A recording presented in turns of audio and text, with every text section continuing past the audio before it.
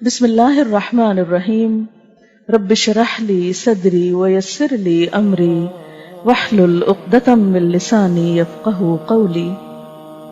حضرت ابو سعید سے روایت ہے کہ رسول اللہ صلی اللہ علیہ وسلم نے فرمایا، جب آدمی صبح کو اٹھتا ہے تو اس کے سارے اعضاء یعنی ہمارے ہاتھ پیر وغیرہ زبان کے آگے ہاتھ جوڑتے ہیں۔ ہمیں نظر تو نہیں آتا لیکن ان کی اپنی ایک لینگویج ہوتی ہوگی، اپنی کمیونیکیشن کا ذریعہ ہوتا ہوگا، اور کہتے ہیں کہ اللہ سے ہمارے معاملے میں ڈرنا، کیونکہ اگر اے زبان تم سیدھی رہی تو ہم بھی سیدھے رہیں گے، اور اگر تو ٹیڑھی ہو گئی تو ہم بھی ٹیڑھے ہو جائیں گے، کیونکہ جو کچھ انسان بولتا ہے ویسا ہی پھر کرنا بھی شروع کر دیتا ہے۔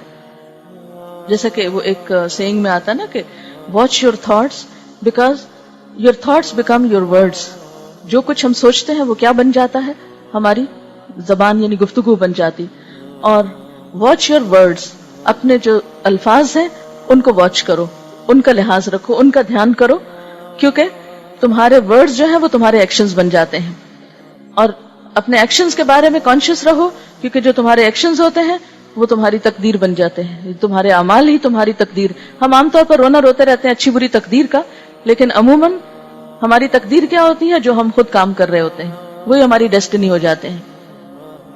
نبی صلی اللہ علیہ وسلم نے فرمایا، بندہ اللہ کی رضامندی کی بات کرتا ہے اور اس کی طرف اس کا دھیان بھی نہیں ہوتا، لیکن اللہ تعالیٰ اس کی وجہ سے اس کے بہت سے درجے بلند کر دیتا ہے۔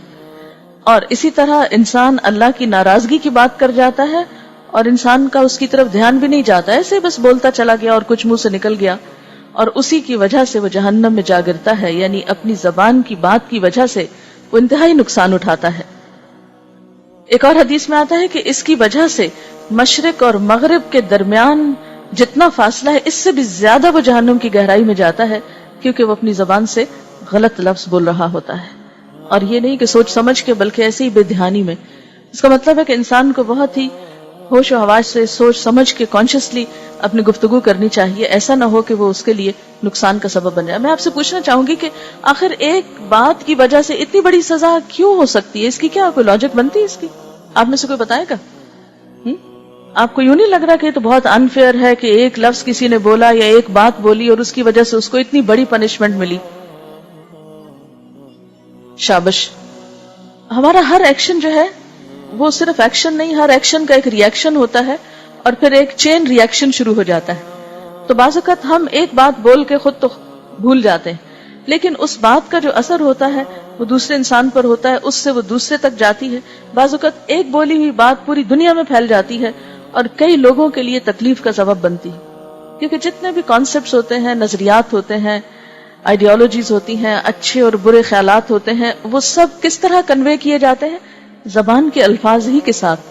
تو بعض اوقات انسان ایک غلط خیال یا ایک غلط کانسیپٹ لوگوں میں عام کر دیتا ہے۔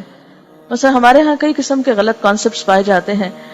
مثال کے طور پر یہ ہے کہ ہم حضور صلی اللہ علیہ وسلم کی امت ہیں، اس لیے ہم جو بھی کر لیں ہماری معافی ہو جائے گی۔ یہ ایک غلط کانسیپٹ ہے، لیکن کس طرح عام ہے؟ کوئی بھی شخص ایسا نہیں جس کو یہ نہ پتا ہو۔ اب آپ خود سوچیں کہ پھر جو باقی قومیں ہیں ان کا تو قصور صرف اتنا ہی ہے نا کہ وہ حضور صلی اللہ علیہ وسلم کی امت میں سے پیدا نہیں ہوئی، تو چاہے وہ جتنے بھی اچھے کام کریں ان کی تو پکڑ ہو، اور ہم چاہے کتنے بھی غلط کام کریں صرف ہمارے لیے یہی آنر کافی ہے بخشش کے لیے۔ اسی طرح کی بہت سی اور باتیں ہیں جو لوگوں کو پھر گمراہ کرتی ہیں اور ان کو اچھا بننے میں مددگار نہیں ہوتی بلکہ غلط کاموں میں انکریج کرتی ہیں۔ پھر اسی طرح یہ کہ بعض لفظ جو ہیں وہ ہوتا ہے ایک لفظ ہے لیکن اس کے پوری زندگی پہ اثر ہوتا ہے۔ مثلا طلاق کا لفظ جو ہے وہ ایک لفظ ہے، ون ورڈ ہے نا، طلاق، لیکن آپ نے دیکھا کہ ایک طلاق کا لفظ جو ہے وہ دو لوگوں کو ہمیشہ کے لیے جدا کر دیتا ہے، دو لوگوں کو نہیں، دو گھرانوں کو، دو خاندانوں کو کاٹتا ہے۔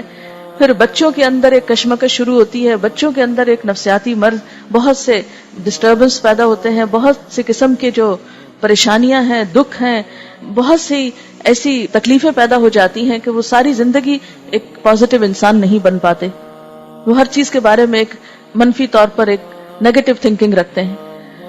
تو اس لیے اب ایک شخص نے ہو سکتا ہے کہ ایک لفظ طلاق بول کر اپنے وقتی غصے کا اظہار کر دیا ہو، لیکن اس نے یہ نہیں سوچا کہ اس ایک لفظ سے آگے اس کے نسلوں کو کتنی بڑی سزا ملنے والی ہے، اور کئی خواتین پر محض اس ایک لفظ کی وجہ سے کتنا بڑا ظلم ہو جاتا ہے۔